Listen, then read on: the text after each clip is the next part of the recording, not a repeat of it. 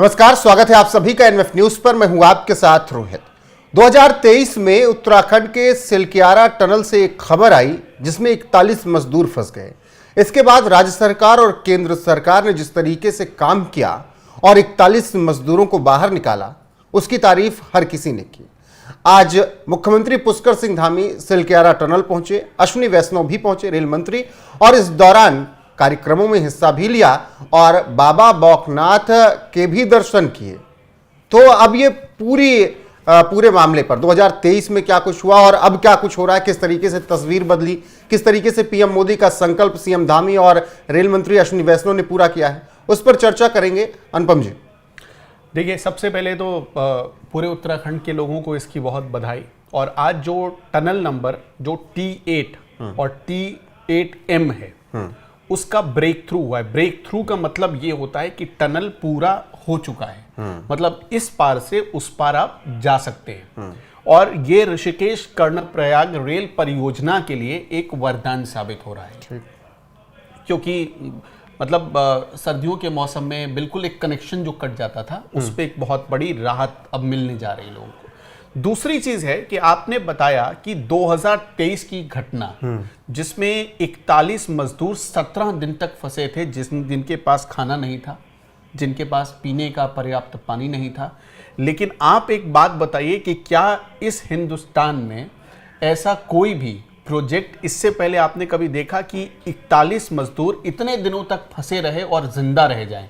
बहुत मुझे नहीं लगता है। आपको जानकर बड़ी हैरानी होगी कि उस समय सीएम धामी ने एक संकल्प लिया था। संकल्प क्या था कि उस वक्त जो भी है अंदर टनल में फंसा हुआ, उसमें से एक भी व्यक्ति को खरोच नहीं आएगी। और इसके लिए उन्होंने जो उपाय किए उसकी तारीफ करनी होगी। क्या क्या उपाय किए, बहुत ध्यान से सुनिएगा। अब एक एक करके मैं बताता हूं।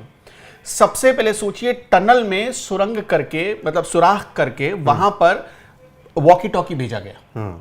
आपने ये सुना होगा उस समय, ताकि बातचीत हो सके, ताकि बातचीत हो सके। अब ऐसी स्थिति में जब किसी के पास सामने दिख रहा है कि मौत खड़ी है, कोई ऑप्शन नहीं दिखता है, उस वक्त क्या होता है कि अगर कोई बाहर से बातचीत कर रहा हो तो एक हिम्मत मिलती है। हिम्मत मिलती है कि हाँ, सामने वाला ये प्रयत्न कर रहा है। अब सोचिए, टनल में मजदूर फंस गए, दोनों तरफ से ब्लॉक है, उन्हें क्या पता कि बाहर हमें बचाया भी जा रहा है या नहीं बचाया जा रहा। लेकिन पुष्कर सिंह धामी उस वक्त वहां पर कैंप कर गए। सोचिए, नरेंद्र मोदी दिल्ली में बैठकर खुद मॉनिटर कर रहे थे और पुष्कर सिंह धामी, जिनको होना चाहिए था कहां, देहरादून में, सीएम ऑफिस में, लेकिन उस वक्त उनके लिए सीएम ऑफिस कहां शिफ्ट हो गया था, उस जगह पर, उस टनल में, यानी सिलक्यारा टनल के पास।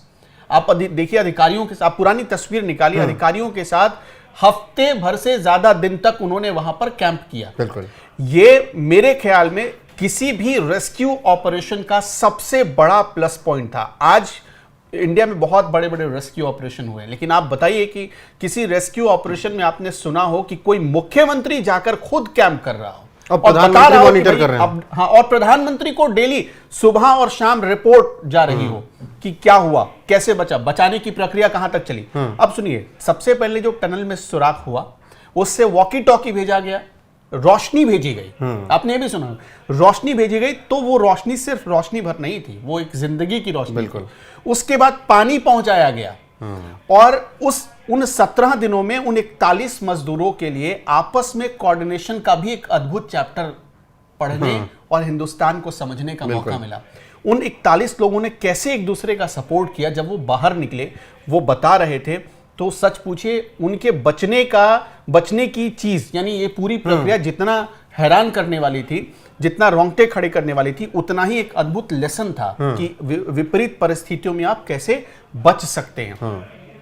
तो ये सारी चीजें ऐसे वक्त में हुई और जिस हिसाब से, जिस गति से हुई, उसने देश में एक अद्भुत उदाहरण पेश किया, अद्भुत नजीर पेश किया। अब उस वक्त एक और बहुत विचित्र घटना हुई थी वहां पर। आपने शुरू में ही इंट्रोडक्शन में कहा कि वहां पर बाबा बौखनाथ, आज सबसे पहले उनकी पूजा की गई है। बिल्कुल। वहां पर देखिए, जब ये सब कुछ हो रहा था, ये पूरा कार्यक्रम हो रहा था, ब्रेक थ्रू का कार्यक्रम जब हो रहा था, उससे पहले क्या हुआ? उससे पहले बाबा, आप देखिए, टनल के ठीक बगल में मंदिर है।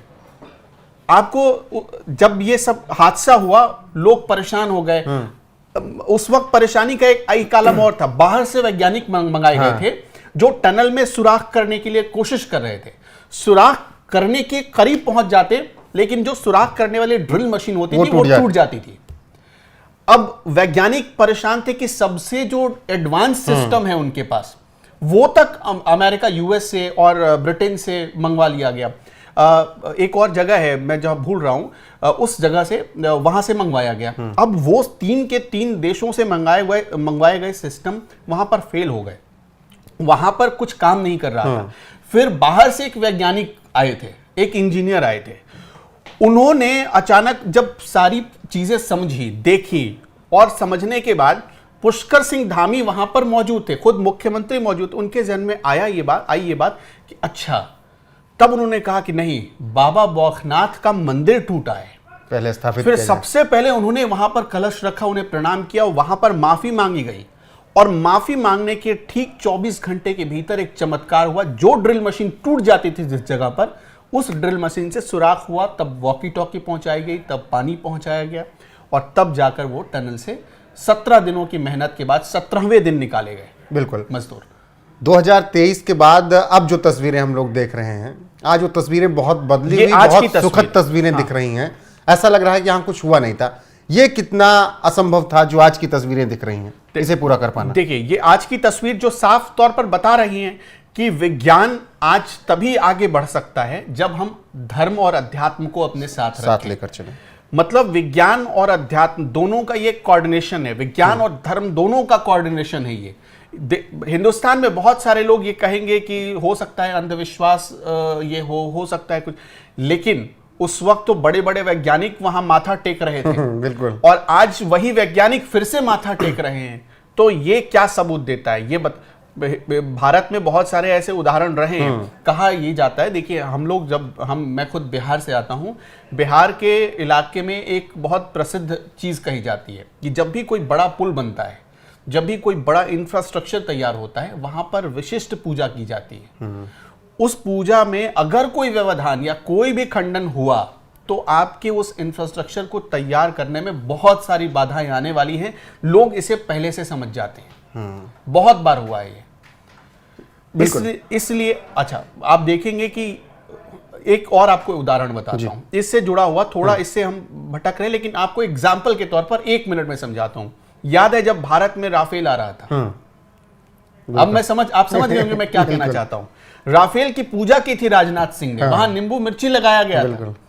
तो ये देखिए, कोई इसे अंधविश्वास कहे, लेकिन हमारी संस्कृति का एक हिस्सा है। भारत आज उसी विज्ञान के साथ अध्यात्म को लेकर चलता है। अब सुनिए, आपने पूछा, आज मैं ये तस्वीर देखकर बहुत गौरवान्वित महसूस कर रहा हूं कि हमारे देश का एक ऐसा भी मुख्यमंत्री है जो विज्ञान और धर्म दोनों को साथ लेकर उनको समान रूप से स्थापित करते हुए आगे बढ़ रहा है और एक मिसाल कायम कर रहा है। और धामी, पुष्कर सिंह धामी, इसके लिए मतलब उनकी जितनी तारीफ की जाए कम है। बिल्कुल।